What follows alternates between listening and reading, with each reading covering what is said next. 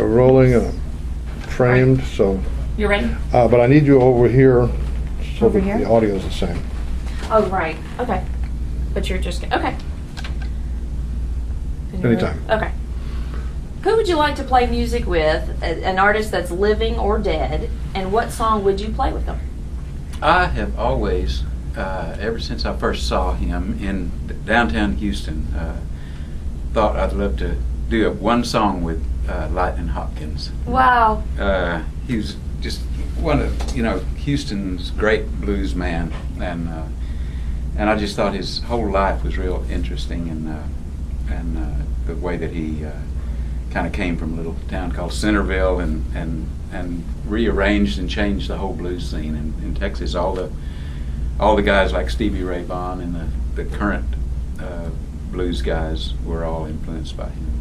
There was one song in particular that I thought would be fun. He did a song called Mojo Hand, and it's just had this great beat to it. All right. Are you reading anything right now? And if so, what is it? Well, I'm reading, I have been reading through, this is kind of a selfish answer, but I've been reading through my novel Yeah. that I have written and rearranging some of the chapters, and so trying to get it in a little different order. I've been working on it for several years now, and when I'm working on something like that, I try not to read outside. Just like when I'm recording an album, I try not to listen to stuff, or else I start being influenced by it and changing. So the novel is going to be called Super Reverb, which is the name of an old amplifier I used to carry around with me, and it's semi-autobiographical, but I take liberties with it, and that's what I've been reading the last week.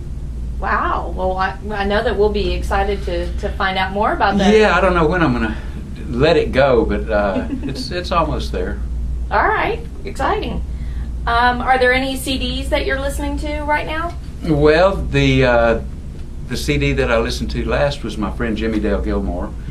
Just recorded a whole CD of old bluegrass standards with a band called the Wranglers, and it's interesting how, Jimmy, of course, goes back in my history back to the Flatlander days in the early '70s in Lubbock with me and Butch Hancock and Jimmy.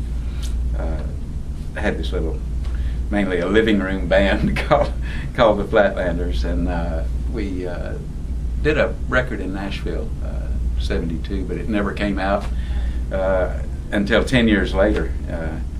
And so it's kind of an interesting history, and to see Jimmy playing now with the Wranglers, which is a guy who has done this amazing festival in San Francisco that draws almost 1 million people now.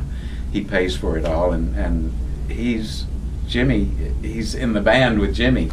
They became good friends when we've been out there playing the festivals.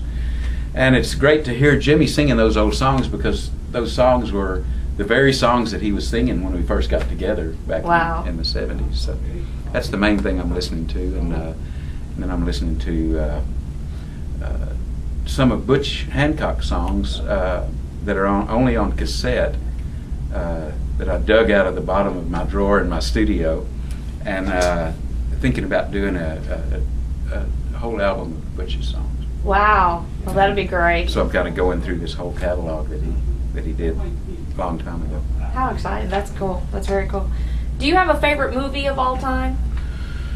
Oh, that changes all the time. One of my all-time favorite movies was an Italian director named Fellini that did a movie called Amarcord that was a crazy little, just kind of a sketch of his hometown, a little town called Rimini on the east coast of Italy. And I guess I'm kind of rewatching that because I'm about to go to Italy. Right. That is just a really funny movie. And, I've liked it for years. But there's so many great movies. I can't say a favorite, but that's the one that I'm that I watched most recently. Well, I would say that you get into a mindset of things that are happening around your life, and maybe I tend to stay in Mhm. the things that I read and listen to, stay in the realm of what I'm working on, Yeah. because it's so easy to kind of, like if I hear a melody of a song while I'm writing songs, I'll steal that melody, Yeah. without meaning to. Right. And so I like to stay inside the realm of what I'm working on. All right. Well, when you think about Texas, do you have a favorite song that is about Texas? Ooh, boy. There's so many of them. There's, a